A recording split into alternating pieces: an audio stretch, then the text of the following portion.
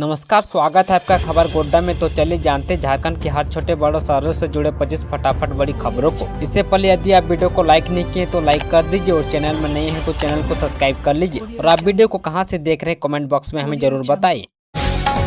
झारखंड में शराब दुकानों के लिए पहुंचे 70% से अधिक आवेदन। 22 अगस्त को होगा आवंटन। राज्य में 1 सितंबर से शुरू होने जा रही नई उत्पाद नीति के तहत खुदरा शराब दुकानों के लिए आवेदनों का पहुंचना जारी है। 17 अगस्त की दोपहर 3 बजे तक 70% दुकानों के लिए विभाग में आवेदन पहुंच चुके हैं। आवेदकों के लिए 20 अगस्त की शाम 7 बजे तक ही समय दिया गया है। विभाग अधिकारियों को उम्मीद है कि 19 अगस्त को बड़ी संख्या में आवेदन आएंगे। 24 अगस्त को नगड़ी में हल जोतेंगे झारखंड के पूर्व सीएम चंपई सोरेन।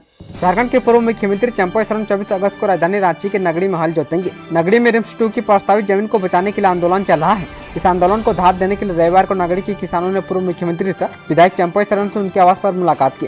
इस दौरान उन्होंने पूर्व सीएम को 24 अगस्त 2025 को प्रस्तावित हल जोतो रोपो कार्यक्रम में शामिल होने के लिए आमंत्रित किया है। वहीं नगड़ी के रेतों ने सरकार पर उनकी जमीन पर बिना किसी नोटिस के कब्जा करने का आरोप लगाया।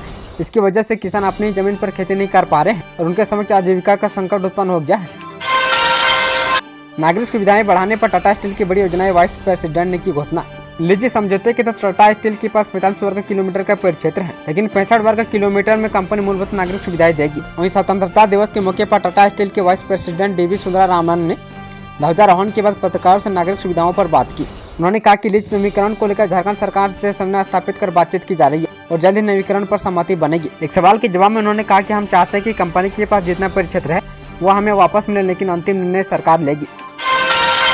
स्कूल के हॉस्टल में लगी आग पड़ने सोने का सामान खाक 25 छात्राओं की बाल बाल बची जान। झारखंड के लातेहार जिले से सोमवार सुबह एक आवासीय स्कूल के हॉस्टल में आग लगने की खबर सामने आई। हॉस्टल के कमरे में आग लगने से 20-25 छात्राएं बाल बाल बच गई और एक सीनियर अधिकारी ने बताया कि आग सुबह करीब 6 बजे लगी थी।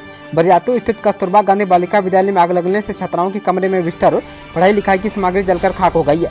गनीमत रही कि छात्राओं को कोई नुकसान नहीं पहुंचा है।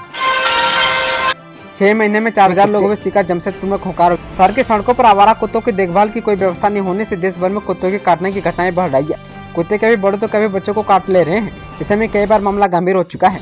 जमशेदपुर में आए दिन कुत्तों के हमले की घटनाएं हो रही है, लेकिन लोगों की चिंता बढ़ गई है। जो लोग कुत्तों के काटने से प्रभावित है उन्होंने सख्त और गंभीर कार्रवाई की मांग की है।